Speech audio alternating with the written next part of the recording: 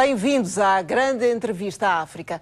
É nosso convidado Manuel Aranda da Silva, ex-ministro moçambicano do Comércio, Indústria e Turismo nos anos 80. Depois fez carreira nas Nações Unidas, associada à coordenação da ajuda humanitária e ao Programa Alimentar Mundial. Vem a Portugal a convite do Centro Nova África, da Faculdade de Economia da Universidade Nova de Lisboa. Obrigada por ter vindo. Vamos falar da situação atual e futura do desenvolvimento económico e social em Moçambique. Estamos a falar de um país de 21 milhões de habitantes, mas com um crescimento pujante e com tendência para continuar assim. Moçambique é o novo Eldorado africano?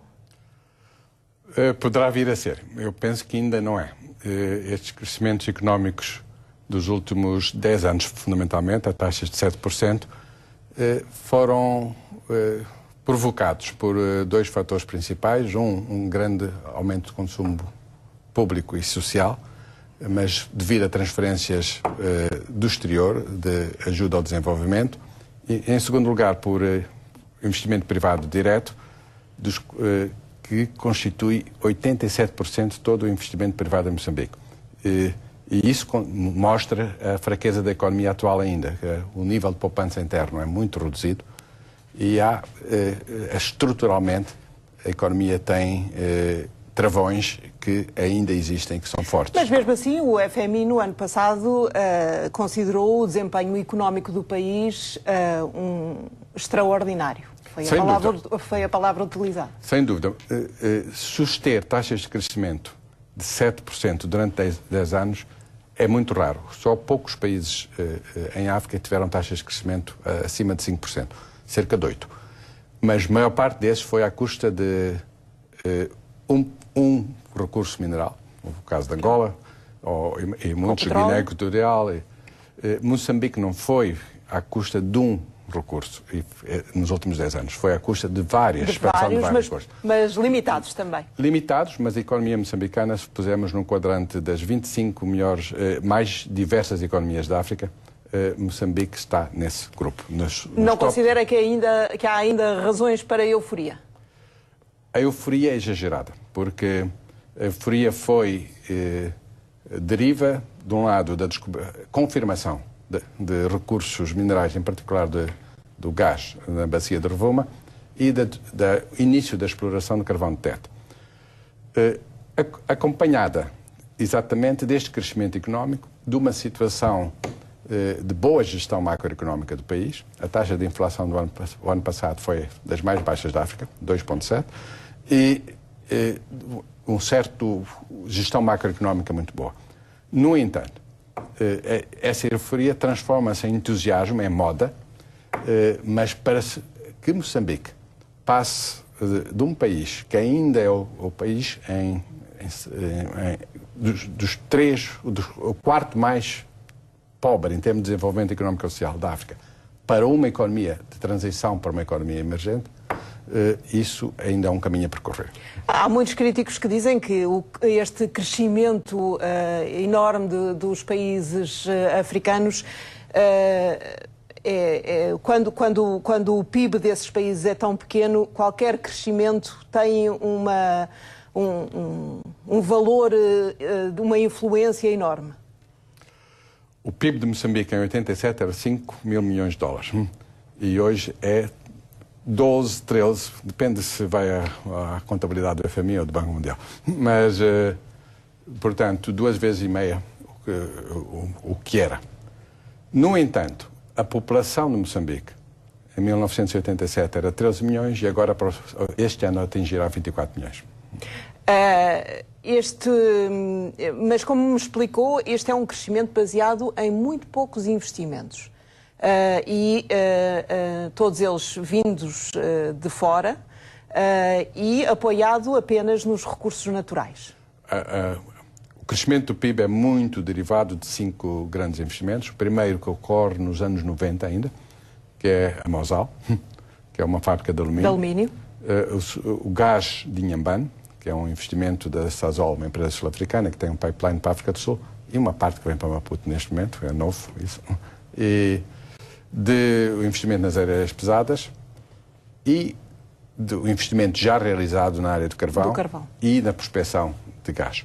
Esses 5 investimentos são dominantes neste crescimento do PIB, o que significa que há muito, nas outras áreas, houve também crescimento, mas mais ligeiro.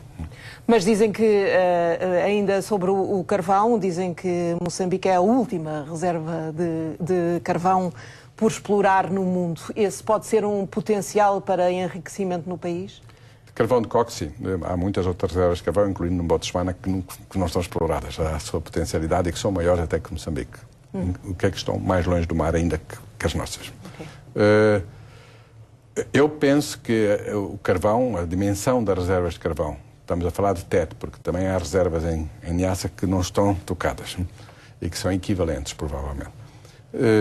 São realmente extraordinárias e, em particular, a natureza do carvão que existe, que é carvão de coque, que é um carvão utilizado na indústria do aço e que tem um preço mais alto que o carvão normal.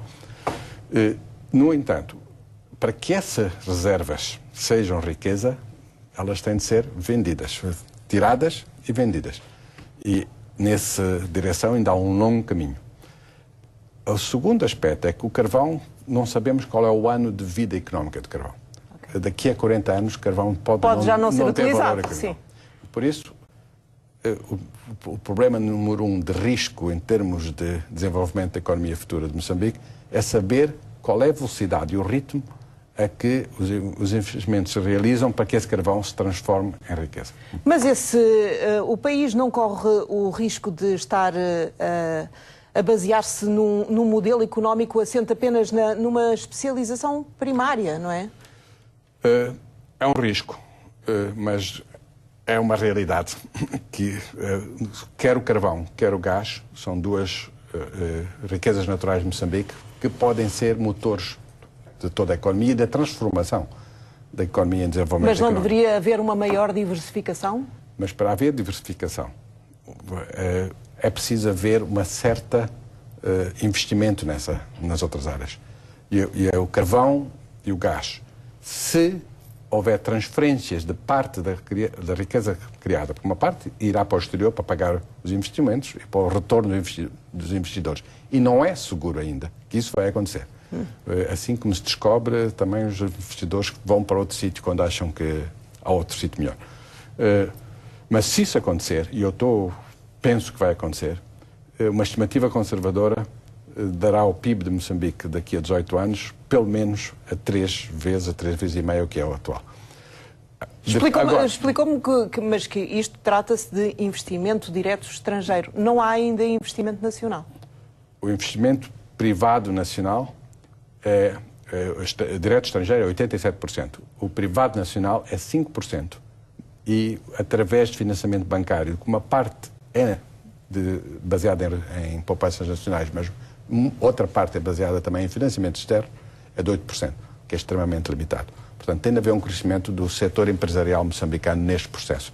Para isso, há duas questões que podem acontecer se houver exploração mineral. Uma é que haja negociações suficientemente balanceadas para que o investidor tenha retorno, mas que também haja transferência através do mecanismo fiscal para o setor público e que esses recursos sejam utilizados corretamente nos setores definidos como prioritários e que levam à diversificação. Porque a população ainda não está a ver grandes ganhos. 70% da população de Moçambique vive no mundo rural e a maior parte dessa população vive em condições de limitações de rendimentos enormes. A base da sua produção ainda é para autossustento, a sua ligação com o mercado ainda é limitada e o nível de produtividade, esse é o aspecto fundamental. Eu vou dar um exemplo concreto. Por exemplo, a produtividade do milho em Moçambique é de cerca de 700 quilos por hectare. No Malawi é 2.000, na Zâmbia é 2.000, na Nigéria é 6.000 e noutros países pode ir a 10, 15.000. A alteração dessa produtividade desses camponeses, através do acesso a fatores de produção melhores, adubos, sementes, sistemas de comercialização, redes de estrada, que pode provocar uma transformação do nível de pobreza, porque são 70% da população. há cerca de 50% de pessoas ainda a nível de que é considerado internacionalmente de pobreza no país, que é menos de $1 por dia, no caso de Moçambique. Não é 2, é menos 1. Portanto, há um caminho muito longo a percorrer. Quer dizer que os proveitos que o país eventualmente está a retirar destes investimentos estrangeiros não estão ainda a ser canalizados para um desenvolvimento social maior no país? Ainda são limitados. Todos os anos entram no setor de trabalho em Moçambique, portanto, jovens que entram na idade de trabalho, 300 a 400 mil. Estou a fazer 400 mil agora, mas em média nos últimos anos 300 mil. Os grandes projetos no seu conjunto, nesses últimos 10 anos, não criaram emprego para um ano de jovens que entraram no setor de trabalho nos 10 anos. Quer dizer que o país cresce, mas não se está a desenvolver ainda verdadeiramente. Não. Mas o fato de se houver a capacidade de recolher algumas transferências através da base fiscal e também através das empresas moçambicanas prestarem alguns serviços a essas grandes empresas investidoras, o investimento nos recursos minerais será feito só por poucas empresas que têm essa capacidade financeira e técnica de fazer. Mas será essa a solução para que a população sinta os efeitos desse crescimento? Se houver essas transferências, então esses recursos podem ser realocados de uma forma prioritária aos setores que eu considero prioritários e que o Governo também considera. Eu foco mais em 4 setores, que é o desenvolvimento do capital humano, em primeiro lugar, saúde, educação e formação técnica profissional. Estamos a falar de uma população muito jovem e com um nível de iliteracia que já vai em metade da população, não é? Ao nível dos jovens é menos de metade, mas no momento da independência era 93%.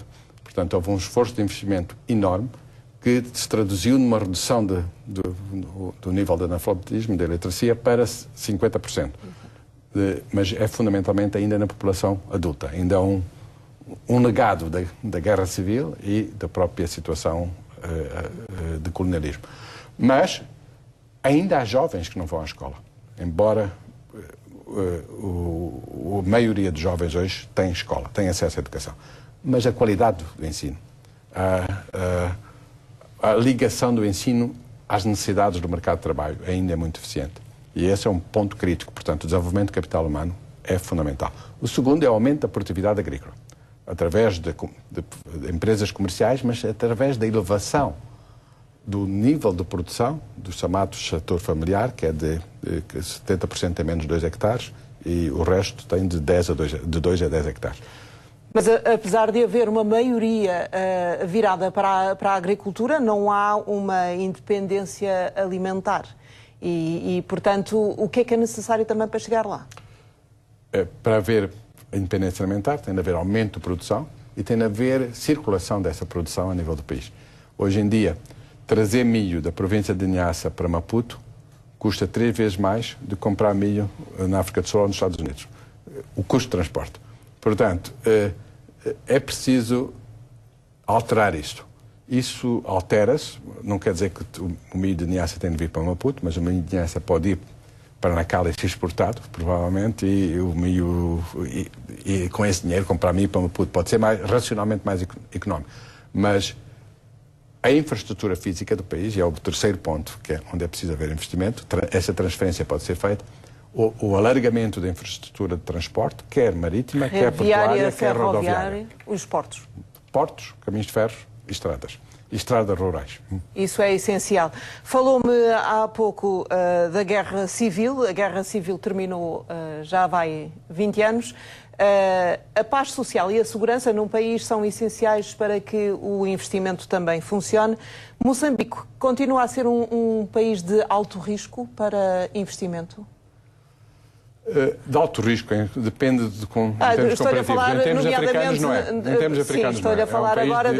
desta última tensão, a tensão crescente entre a Renamo e a Frelimo e os confrontos no centro do país.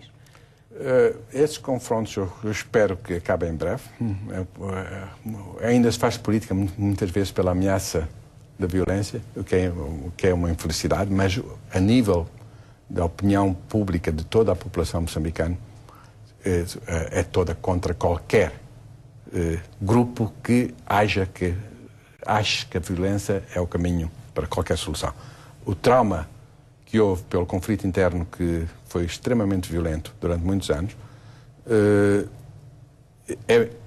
é ainda muito evidente, felizmente, e que leva à sociedade civil e a todas as forças na sociedade serem pela paz.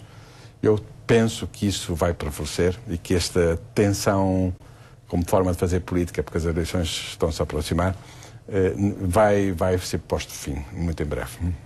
Como o Sem senhor... ser pela violência. Como o senhor sabe, a economia portuguesa está anémica, chamemos-lhe assim. Moçambique aparece, tal como Angola, como um mercado promissor.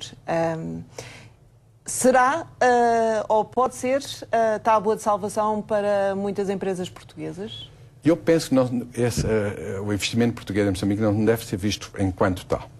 Deve ser visto de outra forma. Em primeiro lugar, nos recursos minerais, no gás e no carvão, as empresas portuguesas não vão ter um papel. Muito fraco. Porque não têm saber acumulado nessas áreas. Não têm conhecimento nesta área e não são dominadoras do mercado nessa área. Há um grupo de 10 empresas no mundo que controla o mercado de carvão. Há um grupo de poucas empresas que controlam o mercado de gás. E, primeiro, é preciso ter o mercado, e, segundo, o conhecimento técnico, que é extremamente sofisticado. Então, qual pode ser o ponto para Portugal exatamente nos outros área? setores. Nos outros setores, quer na área que eu foquei já de desenvolvimento de capital humano, na área agrícola. E Portugal, nessa área, e uma das áreas que tem desenvolvimento em Moçambique é a área florestal e a pasta de papel, demora 3 vezes menos a atingir a mesma produção do eucalipto em Moçambique que em Portugal. E há potencialidade, tem de ser visto com cuidado por causa do meio ambiente, mas há potencialidade. Na área agroindústria, na área do turismo, que será um fator também muito importante em qualquer estratégia futura de diversificação económica, que cria muito emprego, e muitas empresas portuguesas estão nessa área. Na área financeira já lá estão, e na área, portanto, de suporte ao desenvolvimento do sistema financeiro do país, e em áreas de logística e mesmo de construção. Porque toda esta transferência de recursos vai criar um desenvolvimento em áreas que exigem muita construção. E todos esses setores são setores onde as empresas portuguesas não devem olhar com a vista de salvação e de ganhar um contrato. Devem fazer investimentos a longo prazo que lhes permita estar no mercado. Se olharmos para o PIB português e para o PIB moçambicano, o nosso PIB é cerca de 7% do PIB português hoje, mas daqui a 20 anos será 1/4, 25% do PIB português. A capacidade de expansão e de ganhar o mercado existe não a quem vai lá como uma pessoa, abre escritório e concorre aos concursos. Vai para quem se instala, mas instala a sério, com investimentos e com uma perspectiva a longo prazo. Essas pessoas, essas empresas, serão as ganhadoras. E essa ligação entre a expansão que existe, não só no mercado moçambicano e angolano, mas noutros mercados emergentes, e o conhecimento que existe, podem ajudar a que essas sejam as empresas que vão sobreviver à crise em Portugal nos próximos 15 anos. O senhor conhece perfeitamente quais são os constrangimentos. Explique-me quais são os principais escolhos com que um investidor português se confronta quando chega a Moçambique. Bem, como um país novo e que tem uma burocracia ainda muito... e as suas instituições ainda não são extremamente fortes, embora haja instituições em Moçambique de qualidade excepcional. Eu conheço muito bem toda a África, e Moçambique tem instituições de qualidade excepcional, mas a primeira é pensar... tem de pensar a longo prazo, tem de pensar que o instalar-se num ambiente novo tem os seus custos e talvez ter a capacidade de associação com empresas nacionais que conhecem o mercado, que conhecem têm as ligações intersectoriais necessárias ao crescimento e que podem, desta forma, facilitar e permitir que essa instalação obtenha os resultados de crescimento que essas empresas tencionam obter. Eu vejo muita gente a pegar no avião e chegar a Moçambique sem nenhum conhecimento e pensar que no dia seguinte não é assim, é muito mais complicado que isso. É preciso planificar, vir estabelecer contatos, saber conhecer o mercado, associar-se e pensar em termos de futura empresa nacional, de capital, muitas vezes português ou associado a moçambicanos, que vem para ficar e com uma perspectiva de longo prazo. Nós estamos aqui a falar de um mercado fabuloso, não apenas o potencial futuro mercado moçambicano, mas porque Moçambique também está inserido no SADC e estamos a falar de um horizonte de 250 milhões de consumidores. Isso é pode ser uma porta para um desenvolvimento nos investimentos fabuloso. Sem dúvida. O conceito de SADC é um conceito de integração económica e de circulação de pessoas e bens, que já existe. A circulação de pessoas já é livre, as cartas de condução são SADC, já existe muita coisa que as pessoas não conhecem, como resultado da integração económica e mesmo para além da integração económica. E para as empresas portuguesas, a base que conseguem, com a sua facilidade de comunicação, um certo entendimento e o potencial que existe em termos de mercado, que noutros países do SADC está mais preenchido, mas a base em Moçambique pode ser o trampolim para entrar em mercados, num mercado que é um mercado que daqui a 20 ou 30 anos pode ser quase igual ao mercado europeu. Moçambique, ali ao lado fica a África do Sul. A África do Sul faz parte dos países emergentes, os chamados BRICS, tiveram agora uma cimeira lá. Estão a pensar na criação, ainda há algumas dificuldades, mas estão a pensar na criação de um novo banco de desenvolvimento que faça face ao Banco Mundial. Isso é importante para os países em crescimento como Moçambique? Bem, é a decisão dos países dos BRICS fazerem isso. É preciso não esquecer que os BRICS são um fator muito influente no Banco Mundial, hoje em dia. A intenção dos países BRICS é de criar um banco de desenvolvimento que intervenha em áreas que é mais difícil ao Banco Mundial intervir. Eu dou exemplos. Por razões de consenso que são necessárias no Banco Mundial, muitas vezes, nas áreas de infraestrutura, o Banco Mundial tem alguma dificuldade, embora no caso de Moçambique foi o primeiro financiador de todo o setor de estradas, mas tem às vezes algumas dificuldades de intervir. Portanto, se os BRICS decidem por parte da sua riqueza que estão a adquirir ao benefício de outros países, é só para Moçambique é só uma coisa boa, não pode ser uma coisa má, tem de ser uma coisa boa. Não será só para Moçambique, será para toda a África, e as próximas décadas serão as décadas de África, porque o crescimento está no continente. Eu penso que nós temos de olhar para a África de uma forma diferente de África. A África é muito grande, as pessoas esquecem-se disso. A África é muito grande. Moçambique, ele próprio, se pusermos o nosso país na Europa, vai de Lisboa ao norte da Suécia. Portanto, a África é muito grande. Maputo. Eu acredito profundamente que nas próximas 2 décadas, não estou a falar de 5 décadas, nas próximas 2 décadas, haverá 7 a 10 economias africanas que estarão ao nível da Tailândia e da Malásia 2. Isso eu acredito. Não quer dizer que toda a África esteja a esse nível. Não quer dizer que toda a África esteja, mas Moçambique está em alta. E será que se vai manter esta fama de milagre económico? Se pusermos quais são os 20 países com essa potencialidade, dos 57 que existem em África, Moçambique é um deles. E eu espero que sejam deles. Dr. Manuel Aranda da Silva, muito obrigada por ter vindo a esta grande entrevista à África. E assim que nos acompanhou, muito obrigada também e até uma próxima oportunidade. Muito obrigado.